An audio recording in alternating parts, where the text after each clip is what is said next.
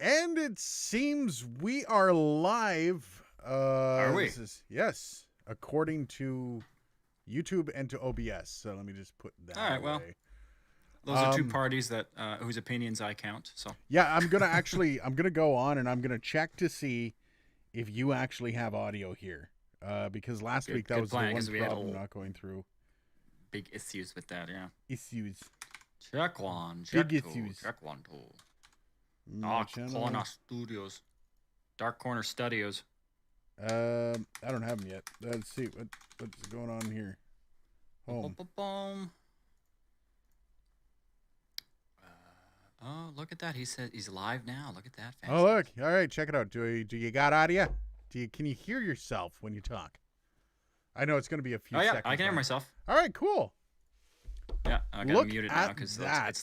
there's like a 10-second lag. Yeah. Really. I guess weird. I should bring that up as well.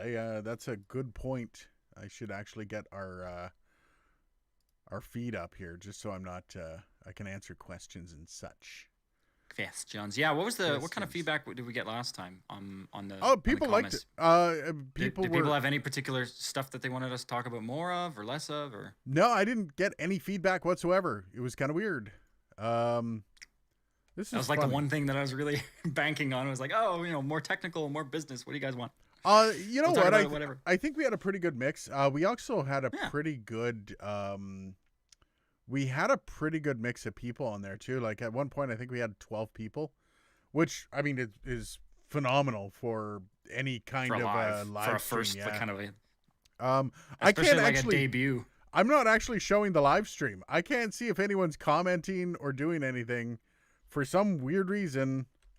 Really? I'm just on the YouTube watch page for it right now, so I can see us. You think I would be able to see it too, but I don't. That's so weird.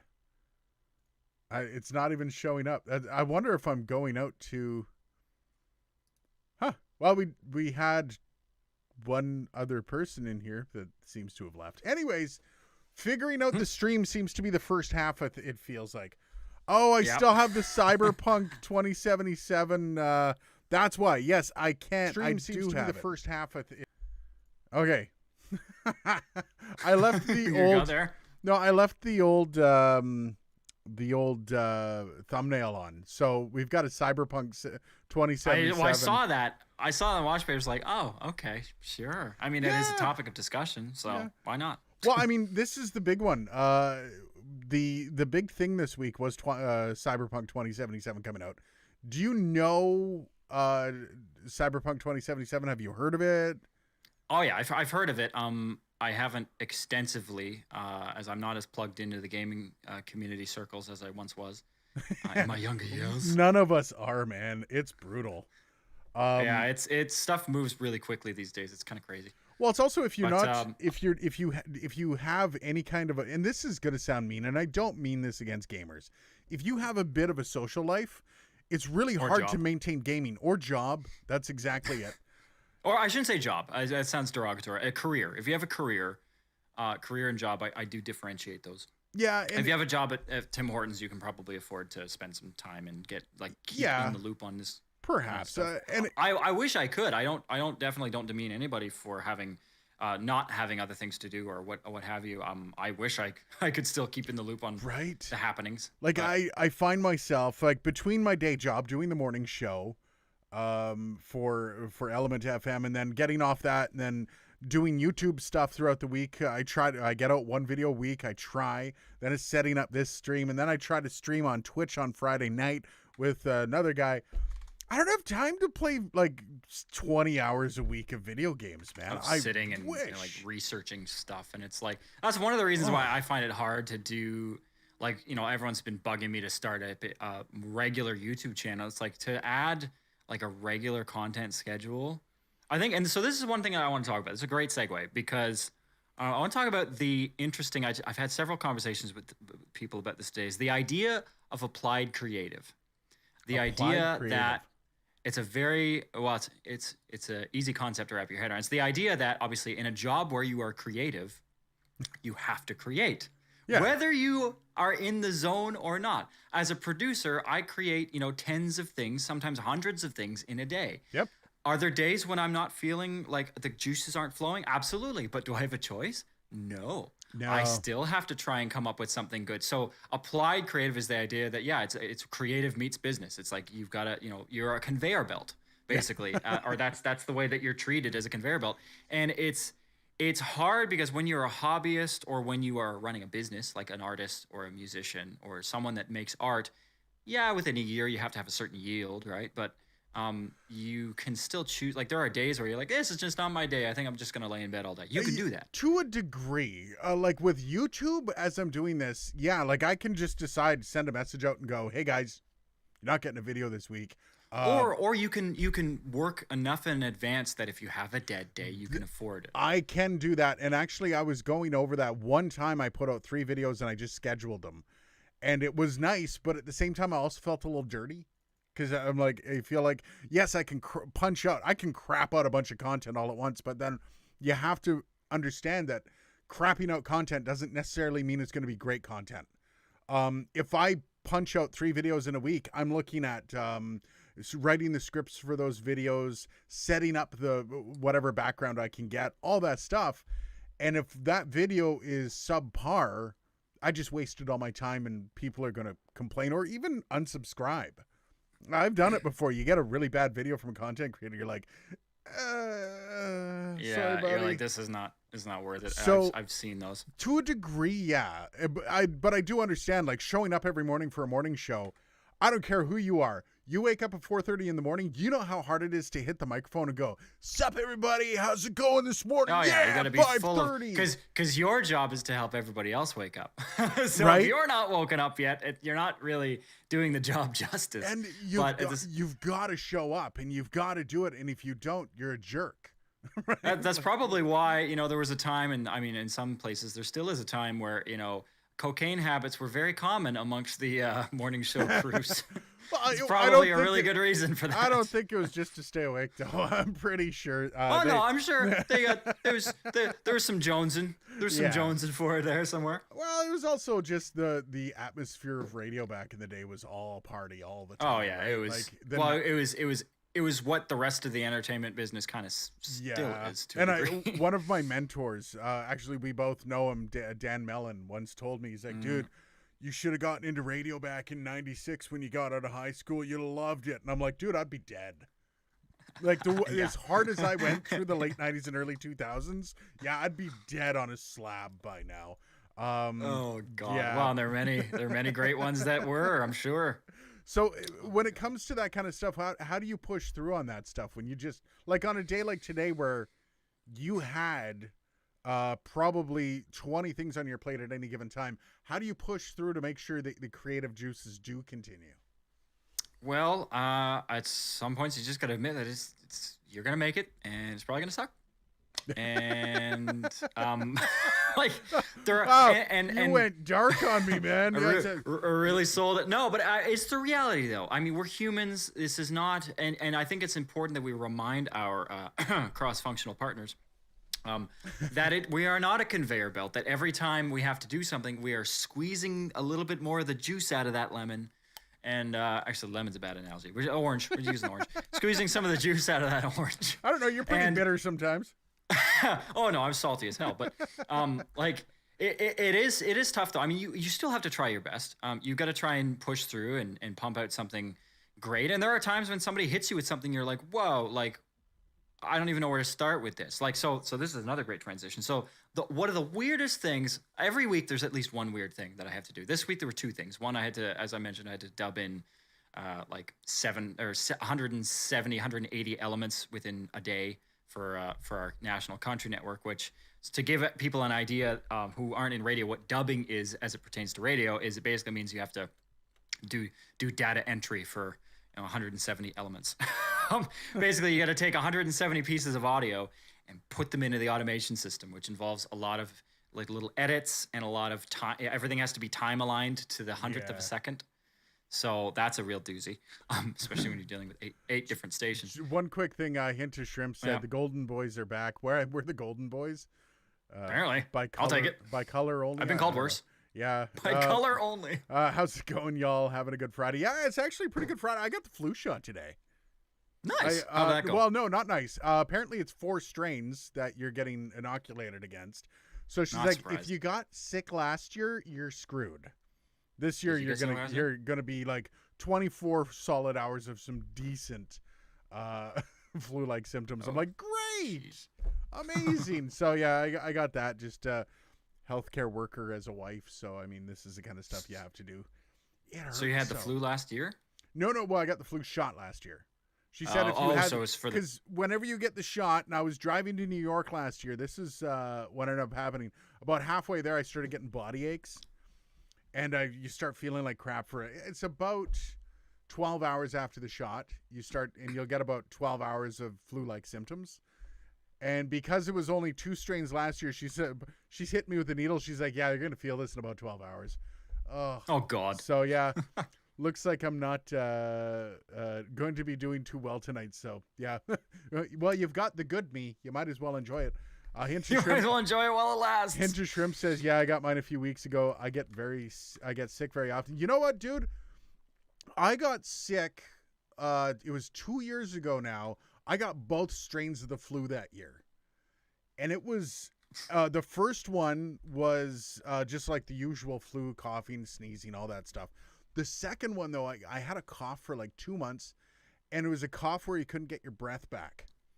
And I almost passed out live on air. Like I was live on the morning show, and I started to cough, and I couldn't get it back, and I couldn't breathe.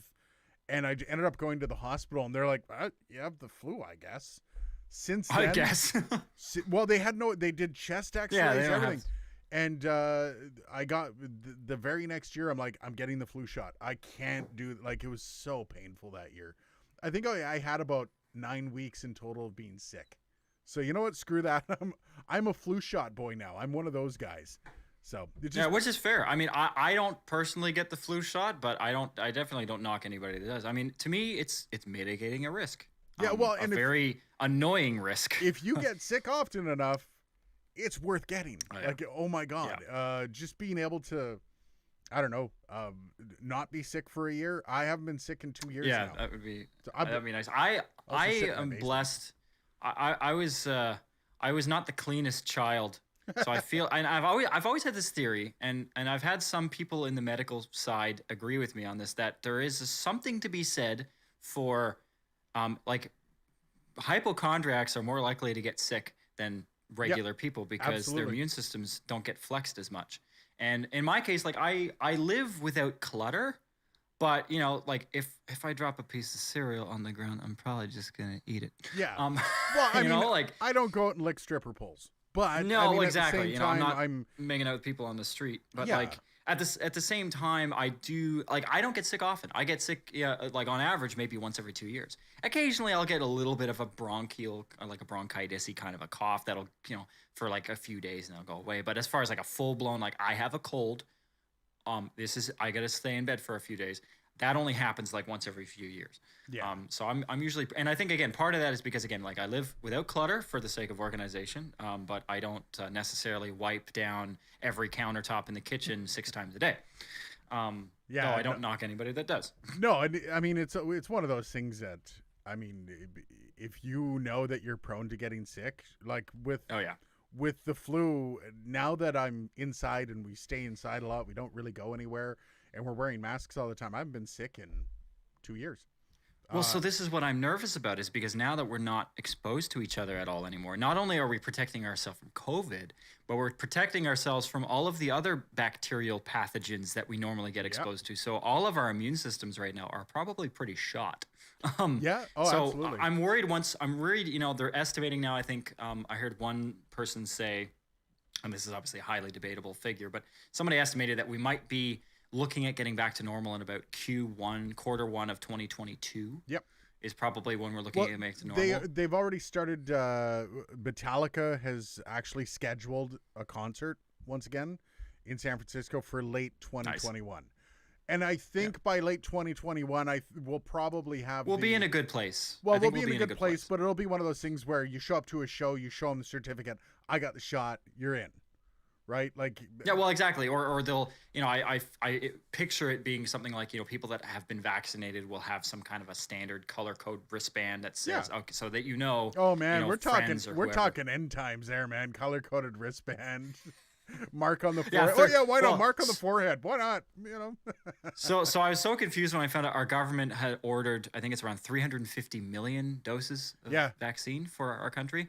How many people live in Canada? But a big part 40? Of that is because they've 30, 40, somewhere in 30, there. 40. But it's like the reason that they've ordered so many is because they've ordered, there's I think 7 different vaccines, and they're testing. So they want to make sure they've ordered a total of 350 million across all of them. But they want to make sure that when they test the right one and it's the right one for us, that they have enough doses like right away to distribute to everybody. Yeah, because they don't keep all that long in the freezer either. So no, especially at the temperature they need to be kept at. Hinterstrip said, "My girlfriend is OCD, but she's sick all the time. She needs to roll around some mud, and over time she'll develop a tolerance. That might actually work. Hey, that might work, or something like that. Yeah. Hi, Bean Boone. That's a cool name. Bean Boone. I just want to keep saying it. Bean Boone. Bean Boone. Bean Boone. Should be an on-air name. Be a very hilarious on-air name. There was a study that came out. I'm not saying you should do it. I'm just saying the study came out about 2 years ago that said people who pick their nose actually have better a better immune system. Because he says as I scratch my nose. They're basically taking in all the nasty pathogens and just going, screw it. I mean, hey, I guess if you got one of those people that's never sick, you know now. You Dylan's like, that's disgusting. Just like, what am I hearing? Oh man, we're making friends. Bean Boone and Hint of Shrimp are making friends. I like that. Hey.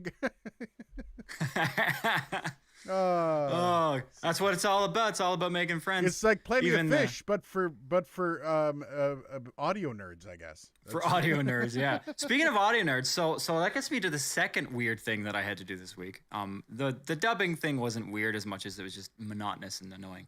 But whatever stuff. That's the other thing is, when you're an employee, not everything you can't really decide what projects you want to take on. Sometimes something just gets dropped on your plate and it's like, can you do this? Sure. Will I get fired if I don't? Probably. Okay, well, I guess I'll do it. But so the other weird thing, I got a call on Sunday from my boss, a client who shall remain nameless, just in case this somehow gets derogatory. What kind of story do you have, man?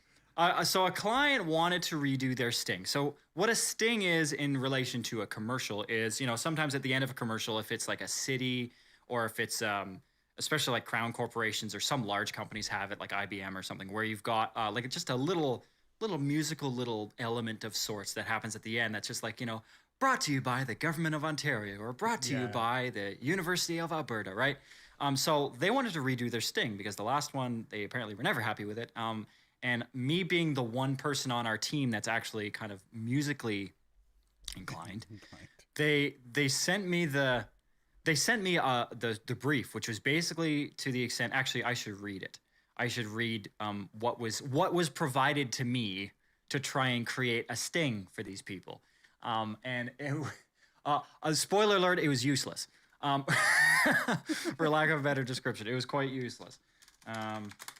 Just looking through our tasks system here. Hooray, technology. So I don't know if you've ever had to do one of these things where you've had to create something for somebody and they don't really give you a whole lot to go off of, or nothing that's useful. I was kind of hoping for something like sounded cool. Just I was kind of hoping maybe you could do like I don't know, talking to the mic and say something and like make it sound cool. It'd be awesome. Yeah, well, you'd be surprised the amount of times. Like today, I had a rep come to me with a client, and she said they like lots of sound effects. I'm like, what? Which sound effects? She's like, just throw sound effects in there. It's like you can't. Like, I mean, it's a car dealership of sorts, so of course I will be. Or no, it was a garage, and there were like lots of sound effects. I'm like, okay. What does that mean? I'm gonna be just throwing stuff at the wall and seeing what sticks, I guess. And then she also the rep comes to me and says, "Oh, by the way, they're very picky." I'm like, "Thanks for that. That's great. That's really helpful."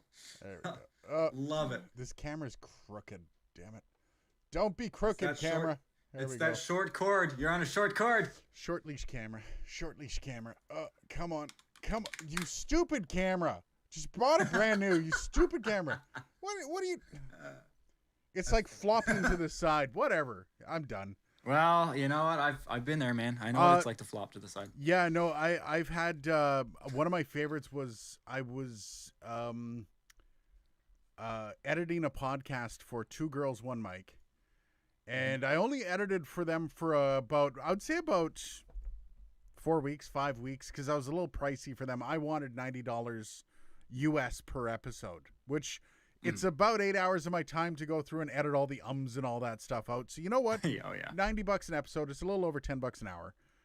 And yeah, thanks. My camera work 10 of 10. I'm really sick of like webcams and stuff. Let's just say that. And she got to me. She ended up telling me we found somebody cheaper that can do it cheaper. I'm like, okay, cool. I'm not doing it cheaper, so give her. And she got back to me 2 weeks later, and she said, "Hey, I need you to edit an episode because it sounds really crappy." One of the girls' mics went out, and it just started editing her laptop audio, and it was all buzzy and it was all crappy. She's like, "Can you do anything with this?" I'm like, "No, not for $90. Like, you need me to like spend 8 hours taking all the frequencies out. I'm not doing that." And and I'd be lying if I said I hadn't, kind of done. I was going to go profane there, but I haven't done stuff like that for less. Profane is okay, man. So by the Okay, way, well, I'd be lying if I said I do the disclaimer. Yeah. We may swear in this. We may drink in this. So if you're offended by either, there you go. Dylan's already in 5 o'clock somewhere, buddy. And it was one of those circumstances where she's like, just do something to the audio to make it good. So I ran a couple filters off Isotope. I was just like threw it through Isotope for a couple things, and I'm like, that's about as best I can get. She sounded like she was in a tin can. During COVID, fixing audio is as a job of a producer, especially commercial producers for radio, is paramount because I'm getting. I just yesterday I had a client session over the phone, recording over the phone, and I don't mean like so you recorded the audio Skype. off the phone. Yes, I don't mean like Teams or Skype or Clean Feed. No, I mean like POTS, like over the telephone, and then the phone hooked into my rig, and we're running. We've been doing this for months, recording, and I'm the only one tasked with doing them because I'm the only one that has a board at home that can actually record a phone call. Oh man. But it's trying to make that sound good. And I had a client once send me, and I have like the same copy paste response every time I send the client for approval. And they're always like, it sounds it's just very muffled. It sounds so muffled. And I'm like, look, I said, can't make a silk purse out of a sow's ear. If the information isn't there, and anyone who's ever looked at a spectrogram of a phone call knows that high end information is gone. And once you pass 4K, it's all gone. Yeah. It's chopped right off. And you can't invent that information. Phone was never meant to get you any. We should make a GoFundMe for a longer camera cable. You know what? Do it. Probably. This is actually one of the things I was going to talk about today. I think I'm closing down my Patreon. I know there's anybody listening is probably like, dude has a Patreon. Yeah, I only talked about it a couple times because I was gonna say I did not get a Patreon. I never thought it was that big of a deal. I threw it up there. I've got one patron. Every month I get like $1 from them. So nice. It'll something. be 100 days before or 100 months before I actually get a check from them. So I think this $100. That's the cap. Yeah, that's the separation. Yeah, before they send out the money out, and I was going to keep it up, and I started it way before I'd monetized with YouTube, and now YouTube actually pays me. Like I don't make enough money to quit my day job, but I make something, and that was always the process, right? Is finding a way because I'm buying microphones, I'm buying cabling, I'm buying stuff to maintain a studio so I can do YouTube. Yeah, I need to pay for things, so. I figured it might work. I'm by the way, Bean Boone. I'm a morning show host on the radio in Canada. You probably can't listen, but if you can, it's 95.7 Element FM, spelled E. You stream live, don't you? Online? You stream online. Yeah, but it's geocache or geo blocked everywhere. I was gonna say. I thought only the app. I thought only the geofenced technically. No, I thought it was only shut up with geofenced. in the technology business, man. It's geofenced. Well, it's actually, speaking of which, so I was I had a conversation with a colleague this weekend. So our radio station network, which is owned by a different company than what Aiden's the station that Aiden's on, but our stations are all moving towards a new initiative where basically all of our stuff is kind of synchronized and everything. We're operating as like a big network now, which is kind of, it's neat. It's also painful, but it's also neat. And Painful. very painful. In the sense that, all of our every content piece that we do now has to time out with all the other stations' content pieces down to like the 100th of a second, which I swear I spend, and I've said this before, I spend more time these days timing stuff out than I do actually creating, which is like such a pet peeve of mine. But so the what they call it is leader follower, where basically one station leads with their sort of master log, and then the other stations all follow that. So there was a time, and still in the technology field, like in computer science, for example, you call that master slave. Yeah. That was the name for that. Yeah. So now, which again, I didn't even think about it. He mentioned leader follower, and then I sort of parroted later on what he had said with the words master slave, and he said, "Oh, we can't say that anymore." I'm like, well, no, and you think about it, even computers, they used to have slave drives where you'd put one to master and one to slave. They have to jumpers, and you have to jump, and they literally had it like written, like laser etched into the metal, master slave. Yeah, you can't do that anymore. So there's it's funny though. People are still doing that. Like, so have you ever heard of a Raspberry Pi? Oh yeah. So I bought, as a Christmas gift for somebody, I bought them a Raspberry Pi, and I was just going through some of the accessories and stuff for it, and one of which is something called SPI, which is Serial Peripheral Interface, which is like a way for digital stuff to communicate with the pins. And there are a few pins on that are like, the words master and slave are used in the SPI spec, which is a very recent spec. But at the same time, this is one of those things where I'm like, they're words, guys. Like, just because you don't say them doesn't mean they don't exist. Yeah, no, and that's, well, I mean, there are maybe circumstances where we can replace that kind of stuff, because there are people that word triggers, and for decent reason. It's an understandable qualm to have with the world, but I think I don't, it's an interesting topic that we won't necessarily delve into. That's not the place for that kind of conversation, but we can talk about that later. Whole can of worms. So I'm deleting my Patreon, so I'm probably going to delete it over the next week or two. And I think I'm just going to keep relying on YouTube. The other thing with YouTube and me making money is the Amazon affiliate links. If you see in the description of any video, you'll see links to stuff, whether it's links to my gear that I have or links to gear that I'm featuring on the show. Anytime you click on one of those links, anything you buy from the next 24 hours, I get a just small cut off of which... You know what? It helps when you get enough people clicking links. I mean, $100 a month, sure. So I'm more going to be focusing on that rather than a Patreon. So I think I'm going to be closing it down soon. Where do you expect YouTube to take you, or do you do it for fun and never expect much from it? You know what? When I started YouTube, Bean, I'm going to have to call you Bean. Sorry. It was all about the passion. I just wanted to have a little bit of fun. I wanted a different creative outlet that I didn't get from my job. I couldn't. I like doing teaching. I like that kind of stuff. And I was into podcasting, but I also learned, the basics of broadcast, where you can use the basics of broadcast to help you as a YouTuber. And I saw so many podcasters doing the same stupid things. And it just made me realize I wanted to actually, guys, you need to stop this. This is how you do this. This is how you maintain an audience. This is how you do this.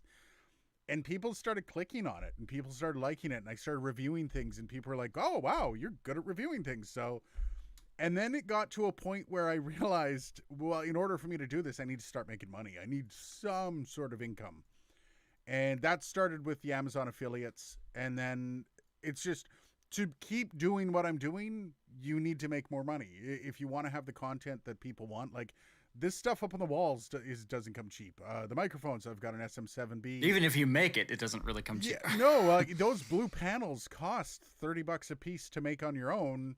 Still need money to do it. And my wife was not willing to give me much money to run my studio. So now it's kind of a mix of both. I love doing this. I love making videos every week. God help me, I don't make a lot of money doing this. I make enough to cover some minor expenses, and the rest of it. Well, I mean, at least you're making money. I mean, I think the key to not getting too depressed and wrapped up into where you're at is to look at where you could be. Yeah. and say, there are thousands of content creators that are desperately trying to get to that monetization benchmark and can't get there and probably never will because their content just isn't there. So you're still, I think, in a decent spot that you're able to make any money from this. The irony of all this, if anyone's listening that wants to know how you do that, how you monetize anything, is you follow the basic rules of broadcast. And I have a book. It's by, where is it? There it is. This book is called Beyond Powerful Radio by Valerie Geller. Anybody that wants to do anything, whether it's podcasting, I have that. Yeah, you would have that book. Anybody that's been in radio, if you want to do something that's any kind of broadcast, whether being a YouTuber, this book will help you be a YouTuber. You want to be a podcaster, anything. This book will teach you everything you need to know about how to talk for a living. It sounds ridiculous, but that's what keeps people entertained. It's there's almost a perfect replica of my channel out there. It's called Pro Podcast Solutions, and the guy even has the same facial hair as me. He has glasses, he has facial hair like me, and you look at like what he's doing kind of a lot of the same things that I do with reviewing products, but he deleted a whole bunch of videos from way before, and he's only got 10 now, and he hasn't posted in a while. And you see that his numbers are just not there because, well, you can do the exact same thing. You can have the same goatee. That doesn't help you at all, by the way. But if you don't have the delivery, if you don't have the content, it's not going to go anywhere. It's brand development. And I think on the topic of brand development, another great book that you would also have is Brain Dead Creative by Trevor Shand. Oh, that one's just an inspiration. For content creators, I am a huge fan of that book. Trevor is one of the best in the biz, and that book has a lot of great just perspective points just to help you get into the idea of, when you're a content creator, you have to go, if you want to get anywhere with it, you have to go all in. You can't just be like, put one video out now, one video here. No. Like, you got to make a content calendar and you got to stick to it because I think consistency is like the number one pillar of brand development. And if you want to make any kind of traction, you have to have a brand. And you have a brand now. Anyone that I've seen show you my numbers. Over the past year, we bought a house, and I started renovating it in January. And between January and June, I dropped down to one video every 2 weeks. And I usually do one video a week. And you can actually see in my views where it starts to crest down. And then it took me 3 months, I think, to actually regain all those views, just because it took a while to actually kick in. But once it kicked in, I was on a downhill swing, man. So and it's not even so much like a lot of it too is obviously the psychological aspect, like people like consistency, but it's also the modern algorithms of these platforms will throttle your stuff if you're not sticking to a schedule. Like if you don't post regularly, your reach is going to be horrible. Oh no, and they want you to hammer your viewers. They want every week. Absolutely. Your viewers are watching you every week at this time. You got to do it, man. You got to do it. Even with something like a stream, like we're starting out here, we have had maximum 7 people watching. I think we're down to 4 now, up to 5, whatever. Something as simple as that. Something is coming in and having 5 and continuing on doing your stream. Every week you'll get a little bit more. You'll get a little bit better. You'll always you'll get a little bit more traction. Exactly, and it's YouTube loves that. As soon as YouTube sees you doing that, they'll award you a few things. They'll give you just a little bit extra to go with it. Oh yeah, you'll start showing up. I had one of your videos show up in my recommended videos yesterday. Oh, is that? Which was kind of Which one of my videos showed up? Somewhat ironically, it was the one that we did together. It was the the SM7, the SM7 and the 58, obviously, because nice. I think it's YouTube has seen the analytics on that and said, okay, we're gonna push that one because people like that one. Yeah, well, and that's the big one. That's the one that keeps driving. And you know, I gotta say, I'm blessed by that video. There's about 5 videos I have that have really driven that are the just channel. The consistent. They're just you're just milking them week after week. They're showing up in numbers. Some fluctuate, but then it's like I contacted a company for to see if I could get some of their products for, you know, I'll send them back. It was Personas. And they told me, they're like, we're looking at some of your videos. You got one video with like 50,000 views, but then you got another one with 100. So we kind of want to see more consistency around 5,000. I'm like, that's cool. That's understandable. But then it is hilarious, the discrepancy. It's so drastic. And it's funny too, because like I know, and everyone says as soon as you find out what works on your channel, you need to hammer it. But at the same time, also don't want to hammer it, because I don't want to be doing the exact same thing over and over again. People are just going to get bored of it. Well, then that's overexposure. And when it comes to brand development and marketing, overexposure is a very big thing that you have to be conscious of. Yeah. Whenever people wonder why, you know, a musical artist will disappear off social media for like 4 to 6 months at a time, a lot of the time it's because they've been instructed, you got to back off because people are going to get sick of you. Yeah, get off social media. And it's understandable with this as well. Like, if I start doing just mic comparisons every week, and that's fine if that's what people want to see, but there comes a point with mic comparisons where it's like, what are you listening to? Oh, you're putting audio through, let's say I'm going to compare the NT2A to the NT1. What are you listening to? What are the differences you're listening for on YouTube? Why are you doing the mic comparison? Well, the reason I do mic comparisons is, one, to show you that, you know, there isn't much difference between mics, and most people won't be able to tell when they're listening over YouTube or a podcast. Or I'm showing you this new model that came out and how it compares to other things. But if I'm just grabbing mics off my shelf and like, hey, you know what, guys, we're going to compare this one and this one because that's why I had them on hand, that's no fun. There's no value for the viewer. That's it. It's all about value to your audience base. And a lot of people will create the stuff that they want to create. And it's like, well, okay, that's good because you want to be passionate about what you're making, but you also want to make stuff. And I think social media is a great example of that. Like Instagram and Facebook, there's always the 3-tier policy when it comes to posting. Is you should be posting a third in 3 different buckets. One should be, you know, stuff about you. Yeah. Then you should post stuff that is not about you, but it is still valuable to the type of people that pay attention to you.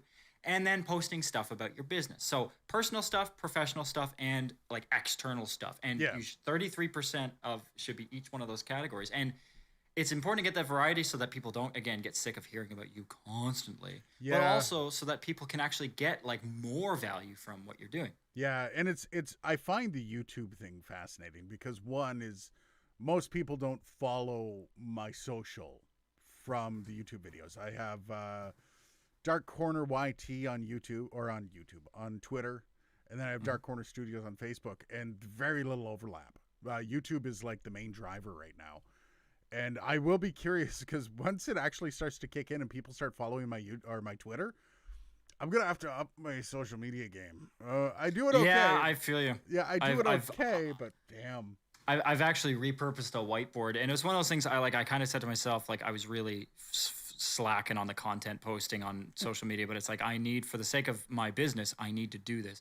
So I actually repurposed a whiteboard, took some electrical tape, made a calendar, and then now I write down. My system is whenever I come up with an idea for a content piece, I have just a Post-it notepad, and I'll write down the idea and I'll stick it to like on the side of the board. And then when I like right before the week, I'll actually start sticking ideas. That's a good idea. Actually building out the week. So that way I can schedule stuff and actually know what's coming up. And this is the crap that I don't have time for. And you know what? That's not fair. I barely have time for it. Let's be honest. Social media managers are a full-time job. And there's a reason. Absolutely. Like anyone that laughs at the idea of social media manager, you just sit on Facebook all day. No. Content if you ever want to see a great social media manager, check out Ottawa Public Health. Ottawa, Ontario Public Health. Phenomenal social media. Vegas Golden Knights are another one. fantastic social media, and it's a full-time job. And well, because it's not just about putting stuff out there. You have to interact. You have to engage and with you people, have to and be like good. yeah. Oh yeah, you have to be good. Like if somebody comments, if you have a social media account and people are commenting, you should be responding to every single comment. Yep. At least until you get to the point where you've got like a million followers or something. I do that with YouTube, and it takes up a lot of time. Like, I mean, it does. Like, I try and I get to I miss a few. I generally don't respond to the negative ones, but sometimes I'll chime in. But yeah, no, just because I respond to the negative ones for you. I appreciate that, by the way. I do appreciate that. Anyways, getting back on track here. Yes. So I've managed to find this. So I'll finish up this stinger thing All here. right. I managed to find the instructions from the client here. So this reads verbatim. It says, client, insert client name here, has asked for further versions of their end sting. Here is the message from the client. Forward message. Hi, sales rep who shall remain nameless. Thanks so much for creating these audio tones. That's what they call them, audio tones. It's very, what? You can tell. The voiceovers presented. The voiceovers presented well when we shared them with our leadership team, but they weren't sold on the tone/music. They are looking for something that is meaningful, which is very challenging. It was something, and they put meaningful in quotes, dash, which is very challenging, exclamation mark. Some very strange punctuation in this. So then it gets better. Would it be possible to hear a tone that reflects our contact center phone number, which ends with 2345? Ends with, and then they say, could we play around with creating something with the keypad tones of 2345 progression in that order? Question mark. What? So this was what was put on my plate on Sunday night to do on Sunday night. What are the notes for 2, 3, 4, and 5? So again, the first thing that I did when I'm on the phone when I'm on Teams with my boss is I whipped out my phone and I was like, okay. I don't know if you heard that. Yeah. But so I was like, okay, what could I do with that? So what I came up with within about maybe 40 minutes was this. I'm going to play this. I should have leveled the volume so it should come through good.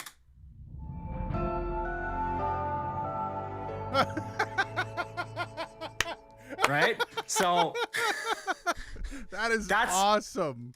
That's the best that I got. So like, sound design, but like I'm listening to it going, I mean, my first answer was no. I told my boss, I told my boss, I said, DTMF tones are not designed for music. They're meant for phone systems to interpret. That's their job. By the way, anyone listening right now, watching, Dylan does do this stuff. So if you need somebody to hit up Dylan. He can create pretty much anything.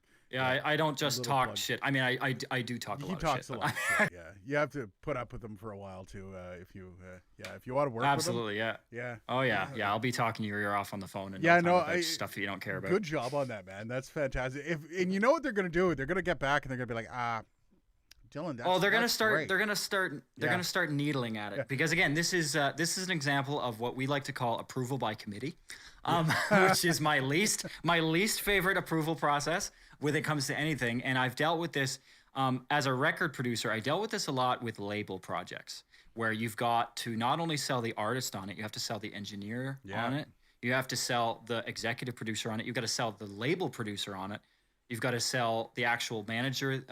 Everyone involved. There's usually like a team sometimes, like a team of 10 people. For a major label, it would probably be like 20 or 30 people that all have to be in for it. Like it's like a jury. It's, everyone has to agree beyond a reasonable doubt that this is what we want. This is what we want. And it is unbelievably challenging to get that kind of approval. This is going to be the response you're going to get. They're going to hear that and they're going to be like, oh, wow, that's really nice, Dylan.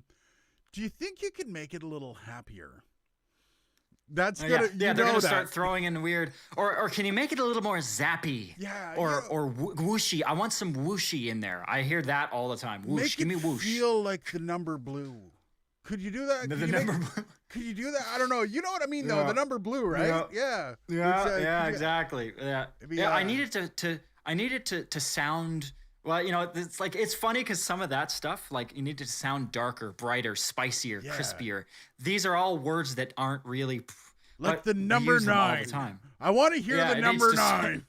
What? Number 9. Number 9. Fair enough. Fair enough. Shut up. I'm sorry. I just shouldn't have brought it up. I picked the wrong number. Picked the wrong number. No, but it is. And again, this is where artistry and being a wacky, creative, open-minded person meets the conscientious, rubber to the road nature of applied creative. Yep. Is that you're put sometimes in little tiny little boxes like this, and you have to operate inside them. And it's like, I don't know what I'm doing. Hint Shrimp said, is a band named Defamed who consists of all the members of another band who were screwed out of some agreement. Anyhow, they're amazing with social media, and it shows they're doing great now. If you ever want to see a band that really screwed up social media, they did that cover of Mean One, Mr. Grinch. I may be mistaken, but I think a couple people have covered that. Oh man. Remember the band name? It's on Small Town Titans. There it is. Oh yeah. And they released it, and the dude's got a voice that basic. I remember one of the girls I worked with. She was like, "Man, his voice just got me pregnant." Right? Dude's got an amazing voice, dude. But they went viral with this and did nothing with it. And you can tell because you should hear their name now. It should be everywhere. It should be more than just a Christmas song. The irony is they tried releasing other Christmas songs just to, I guess, try to capture that fire again, and it never worked. And you could tell, like, as soon as it went viral, they should have contacted the social media manager and went, "We need to make this thing work for us. We don't ever want to work again." And that's one of the other hard things about brand development is that if you screw up once by making, like, let's say you spend 1 times the amount of effort screwing something up once, you're going to spend 20 times the amount of effort backtracking on that, trying to, because once people have flagged you in their head as being a shithead, and I've seen this with radio stations where radio stations will flip and they don't change their name. No. And that is a recipe for failure. And I know the mentality is, we don't want to ostracize our past listener base. It's like, well, look, if you're changing from a indie or an alt rock station to a hot AC station, an idea rock to a pop station, you're gonna be ostracizing your audience. You might as well just cut it off cold turkey because there's no way you're gonna retain those people. No, it doesn't matter if you don't change the name. And radio is really bad for that too. They take a lot of things for granted. Just saying, we work in the industry. We kind of know that. So I think with a band like that, like or with anything. With any business, not just a band, but any kind of business, is once you get momentum on something, you have to really work like hell to make sure that momentum keeps going. Because if you let that sag back down again, you're going to find it like impossible to bring it back up again. People don't like giving things a second shot. Think about the last time you tried watching a show and you didn't like it. Did you go back to it? Never. That happened to me with Schitt's Creek. I sat down, I watched the first 2-3 episodes and just did nothing for me. My mom is a huge fan of that show, and I've seen bits and pieces of it. I am not a fan, and she's kept trying to get me. I'm like, I'm not watching it. But it's one of those things that because I watched the first 3 episodes, it doesn't matter how good it got. I didn't like it when I sat down to watch it, so I'm not going to sit down and try it again. No, I'm not going to chance it again. Plus, it's a well-made show. For me, it's just not my type of. Yeah, I mean, regardless of what it is. Yeah. If somebody's content didn't work for you the first time, you're not going to go back and go, all right, one more time. You have one shot. Eminem got it right, man. Mom spaghetti and all. Okay, so the last thing, we got like 10 minutes left, a 1-hour show. My daughter's having an earring meltdown, so I have to go in a few seconds. However, Cyberpunk 2077. Yes, tell us about this. How does this go? So, first of all, I wanted to point out there's been a lot of issues with people thinking that their computer can't run it. To give you an idea, my computer is 2 years old. It was built to do video editing. So, it was, for the time 2 years ago, it was decent. It was a Ryzen 7 1700, which is 3 years old now, 8-core 16-thread, and a 1066 gig, NVIDIA gigabyte. 1066 gig, which was middle, kind of consumer middle. It wasn't very great, but it was still a decent card. That's 2 generations behind now. And I had no problem running it at medium the whole game. Like, the game, just no problem. I even went to Best Buy today because I'm still trying to find a bloody graphics card one of the new generations, the 3000 series from NVIDIA. Can't find them anywhere. And I was talking to the guy, and he's like, "Oh, what are you running?" And I told him, and he's like, "Yeah, you'll never run Cyberpunk 2077 with that." What do you mean? I had it up. Yeah, it was actually running great. Like, I'm not going to be getting like the highest resolutions. I'm not going to be able to see a pimple on a guy from 50 feet. However, it ran fine. How's the frame rate? I was getting 60 frames per second. I have a 60 hertz monitor. I am not set up for competitive gaming here. I am set up to be able to do video and to like casual. Yeah, I'm a content creator, so I don't have high FPS monitor or high frame rate monitors. I have just actually it's a 75 hertz. I cap it at 60 because I don't need 200 frames per second, especially a single player game. So, but I gotta say, totally worth it. If you are, it looks worth it. It is so good. I rarely pre-order games because I've been bit in the ass by so many of them. Fallout 76 was hot trash, but this I never played it. I'm glad I didn't. This game harkens me back to Fallout 4, which was probably the best game of my life. Oh yeah, I think and I'd played every of the major releases in the other 3 releases in the Fallout franchise. And the difference between 3 and 4 as far as general mechanics, overall production value was like light years ahead of any of the other Bethesda title major release increases. It was such a shock to me. Oh yeah, and I didn't mind 3. People live and die by 3, usually because it was their first time they played a Fallout game. I thought it, like, I get in. I find it immersive. Voice acting, all those things. Voice acting is a big one. And I'm sorry, Fallout New Vegas's voice acting, Fallout 3's voice acting was garbage. They didn't have the money for it. No, and that's it. Voice actors are expensive, as we know. Yeah, they're expensive, and they pay off. Like, go watch. The one is Fallout New Vegas.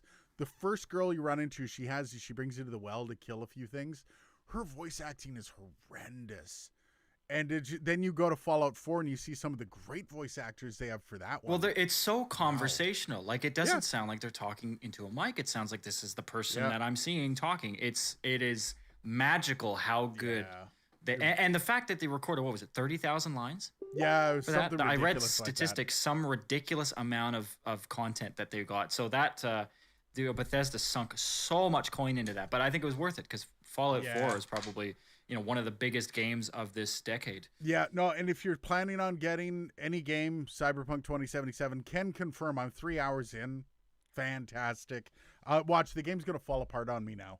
It's like the next 300 hours are going to blow. You jinxed it, man. You jinxed it. That was great. It's going to be the worst. First 3 hours were amazing, man.